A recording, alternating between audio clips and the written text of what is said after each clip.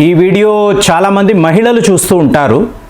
So మీరు చెప్పాలి, ఎక్కడైనా ఒక చిన్న గ్రామము అనండి, ఒక పట్టణము లేదా ఒక నగరం, ఎక్కడైనా ఎవరైనా మీకు అత్యంత చవక ధరకు ఒక వస్తువు ఇస్తున్నారు అంటే డిస్కౌంటెడ్ సేల్స్ అని చెప్పి ఒక బోర్డు కనిపించడం, లేదా మీకు ఎక్కడైనా ప్రచారం, ఈ ప్యాంప్లెట్లు పంచుతారు చూడండి. సో అలాంటివి కనిపిస్తే మహిళలు చాలా అట్రాక్ట్ అయిపోతారు అని చెప్పి చెప్తారు. అంటే ఒక 100 మంది అక్కడంటే 80% మంది మహిళలే అక్కడ ఉంటారు. చవక ధరకు ఈ వస్తువు దొరుకుతుంది అంటే ముందు పరిగెట్టే వాళ్ళు మహిళలే అని చెప్పి చెప్తారు. ఇది నిజమా?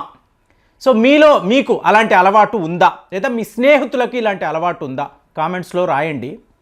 ఇప్పుడు అనంతు కృష్ణన్ అని చెప్పి ఒక వ్యక్తి అండి, కేరళలో ఇతను చేసిన అంటే ఒక బంగారు లేడీ, మాయ లేడీని ఒక వీడియో కూడా పెట్టాను, బంగారు స్మగ్లింగ్, దానికి మించిన ఒక స్కామ్.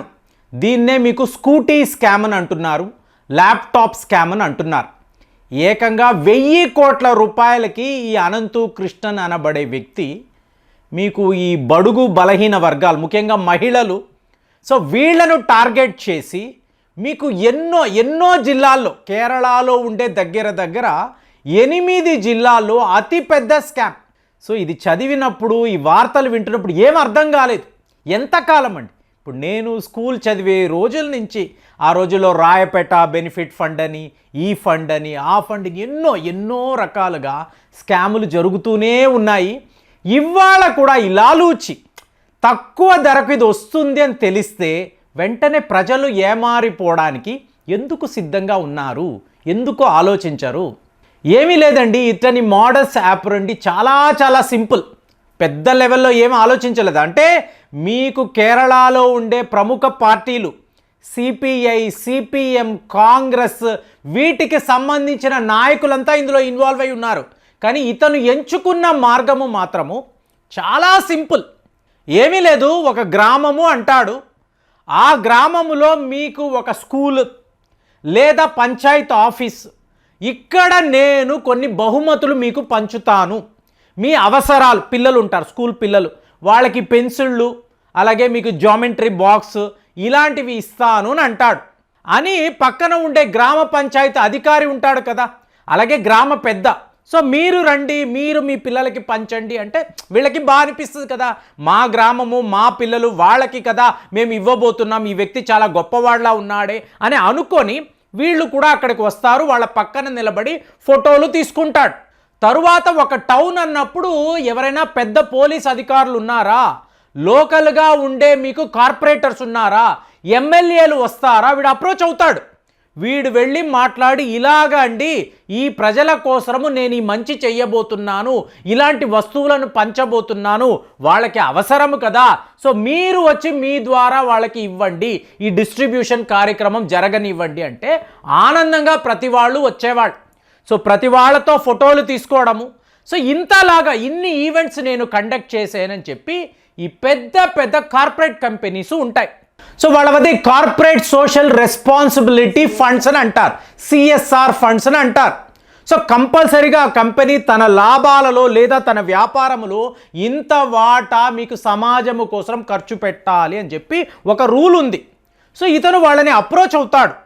సో నా వద్ద ఇన్నిన్ని సంస్థలు ఉన్నాయి, ఇంతంత మంది ఉన్నారు, ఇన్నిన్ని కార్యక్రమాలు నేను చేశాను, దీన్నే వాళ్ళు చూడండి కేరళలో సీడ్ అని అంటారు. సీడ్ అంటే ఏంటి? Social education economical development society.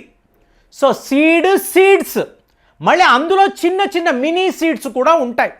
So ఇలాంటి వాటిని ఒక 60 సీడ్స్ని ఇతను ఏర్పాటు చేసుకొని ఈ కార్పొరేట్ కంపెనీస్ వద్ద మీ ఫండ్స్ నాకు ఇవ్వండి, నేను ప్రాపర్గా ఖర్చు పెట్టగలను, ఇన్ని సంస్థలు ఉన్నాయి కదా అని అంటే వీళ్ళు కూడా ఒక కన్సల్టెన్సీ లాగా, ఓకే ఇతనికి ఇస్తే బాగుంటుంది కదా అని వాళ్ళు కూడా వాళ్ళ ఫండ్స్ ఇచ్చేవాడు. దాంతో ఇతను ఏం చేసేవాడు, ఫండింగ్ ఉంది, దీనిని ఖర్చు పెట్టాలి, ఖర్చు పెట్టడం ఎందుకు, అనవసరం కదా. దాంతో ఈ డబ్బుని ఏం చేసేవాడు, తన బ్యాంక్ ఖాతాలో జమ చేసుకునేవాడు. ఇతనికి ఏకంగా 19 బ్యాంకుల్లో అకౌంట్స్ ఉన్నట్టుగా ఫైనల్గా పోలీసులు స్టేట్మెంట్ తీసినప్పుడు 450 కోట్ల రూపాయలు డిపాజిట్స్ ఇతను చేశాడు. అతని చెల్లెల పేరు మీద మీకు భూములు, బంగారము, అలాగే విదేశాల్లో ఎవరికో విపరీతంగా డబ్బులను ట్రాన్స్ఫర్ చేశాడు. సో ఇప్పుడు దొరికిపోవడంతో ఇదంతా తెలిసింది. కానీ ఇతను చేసిన విధానం మాత్రము మీకు షాకింగ్ అండి. Entire police department, crime branch వాళ్ళు బాబోయ్ ఇలా ఎలా ఆలోచించావు అంటే ఎక్కడా ఎటువంటి మోసాలు లేనట్టుగా, ఎక్కడా ఎటువంటి దోపిడీ దొంగతనం ఏమీ లేదు. ప్రతి ఒక్క గ్రామంలో ఇతను చెప్పడం, మహిళల్లారా నా దగ్గరికి రండి, మీకు ఒక స్కూటీ కావాలి, స్కూటీ ధర ఒక 80,000 అనుకోండి, నేను మీకు 40,000కే ఆ స్కూటీ ఇప్పిస్తాను, 50% తక్కువ ధరకు నేను మీకు ఇస్తాను, మీరు నాకు 40,000 ఇస్తే నేను ఇంకొక 40,000 వేసి, ఎందుకంటే నా దగ్గర కార్పొరేట్ సోషల్ రెస్పాన్సిబిలిటీ ఫండ్స్ ఉన్నాయి కదా, కాబట్టి మీరు 40,000 వేయండి, నేను 40,000 వేస్తాను, 80,000 వేశాక మీరు ఆ బండిని తీసుకోండి. ల్యాప్టాప్ ₹1,00,000 అన్నారా, నేను 40,000కే మీకు ల్యాప్టాప్ ఇస్తాను. సో నా వైపు నుంచి ₹60,000 మీకోసం వేస్తాను, మీరు ఆ 40,000 నాకు ఇవ్వండి.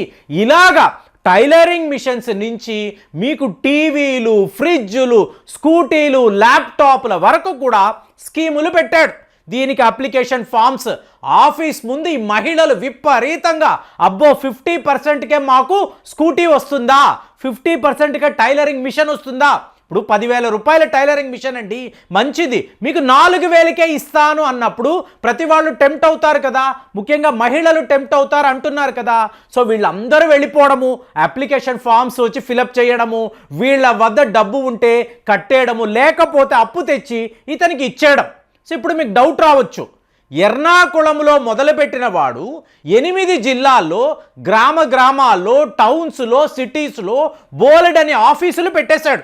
అడిగితే ఇది సీట్స్ కదా అంటాడు, మీకోసరమే, మీ మంచి కోసరమే పెడుతున్నానంటే పెద్ద పెద్ద రాజకీయవాదులు కూడా ఇతనితో ఇన్వాల్వ్ అయి ఉన్నారు. ఎందుకు, ఇతని పక్కనుంటే వాళ్ళకి కూడా మంచి పేరు, ప్రజలందరూ కూడా బ్రహ్మరథం పడుతున్నారు, చాలా గొప్పవాడు అని ఇతనికి పేరు వచ్చేసింది. ఇప్పుడు మనకు వచ్చే డౌట్ ఏంటంటే మరి వీళ్ళకి ఇవ్వాలి కదా అంటే, ఇప్పుడు ఇతను ఎలా ఆలోచించాడంటే ఖచ్చితంగా ఇస్తాడు, ఇవ్వకపోవడం అంటూ ఉండదు. కానీ 100 మంది 40,000 కడితే ఇతను ఇద్దరికి మాత్రమే ఒక స్కూటీ, ఒక ల్యాప్టాప్ ఇస్తాడు. సో ఎక్కడ పడితే అక్కడ ప్రచారం, న్యూస్ పేపర్స్లో, టెలివిజన్ ఛానల్స్లో ఇలాగ ఇతను చూడండి ₹1,00,000 ల్యాప్టాప్ 40,000కే ఇప్పించాడు, తన డబ్బు స్వయంగా 60,000 వేశాడు, ఎంత గొప్పవాడో చూడండి అని చెప్పి ఎక్కడికక్కడ ప్రచారం, ప్రజలకు కూడా ఎక్కడ డౌట్ రాలేదు. ఫైనల్గా చూసినప్పుడు 6 జిల్లాలు కుప్పలు తెప్పలుగా 40,000, 50,000, 60,000 ఇస్తూ పోయారు. ఇలాగ ఇతను ఏకంగా ₹1,000 కోట్ల సంపాదించేశాడు. అలాగే కార్పొరేట్ సోషల్ రెస్పాన్సిబిలిటీ డబ్బులు అది కూడా ఇతని వద్దే ఉంది. ఇలాగ ఇతను ఒక మల్టీ మిలియనర్ అయిపోయాడు. పెద్ద పెద్ద కార్లు, మీకు విఐపీలు ఇతని పక్కన ఫోటో తీసుకోవడానికి ఉవ్విళ్ళూరే వాళ్ళు ఎంతోమంది. అలా ఇతను ఒక సెలబ్రిటీ అయిపోయాడు. ఒక స్టేజ్లో ప్రజలు మనం డబ్బులు కట్టాం కదా, 2 నెలలైంది, 3 నెలలైంది, 4 నెలలైంది, ఇతను ఇవ్వడేంటి, మనకు ఒక బైక్ ఇవ్వడు, టీవీ ఇవ్వడు, అడిగితే ఇప్పుడు అప్పుడు అంటున్నాడు, మళ్ళీ అక్కడ మాత్రం ఎవరికో ఇచ్చినట్టు వార్తలు వస్తున్నాయి, పలానా ఊర్లో వీళ్ళకి ఇచ్చారు, పలానా ఊర్లో వాళ్ళకి ఇచ్చారు అంటున్నారు, కానీ మాకు రావడం లేదు ఏంటి.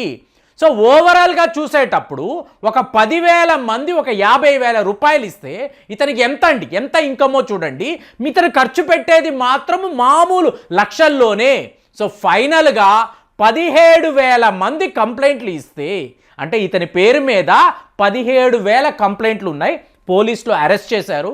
తీసుకువెళ్ళిన తరువాత ఇతనికి ఎటువంటి బాధ లేదు, ఎటువంటి కష్టము లేదు, ఎక్కడా నేను తప్పు చేశాను అన్న ఆ భావనే ఇతనిలో లేదు. ఎందుకంటే నేను చేసింది చాలా చాలా మంచిది, సమాజము కోసమే ఇలా చేశానని కోర్టులో కూడా ఇతను మాట్లాడడంతో చూడండి, 1,000 కోట్ల స్కామ్ చేసిన వ్యక్తి ఎంత ధైర్యంగా మాట్లాడుతున్నాడు అంటే, ఈ స్కూటీ స్కామ్ని అసలు మీరు ఎలా చూస్తున్నారు? ఎవరైనా మీ ఇంటికి వచ్చి ₹1,00,000 బైకు 50,000కే ఇస్తాము, ఈఎంఐలో మీరు కట్టండి అంటే మీరు నమ్ముతారా? ఎందుకు నమ్ముతారు? ప్రజలు ఎందుకు ఇలాగ మోసపోతున్నారు? ఆలోచించి కామెంట్స్లో రాయండి. మళ్ళీ వచ్చే వీడియోలో కలుద్దాం. జై హింద్.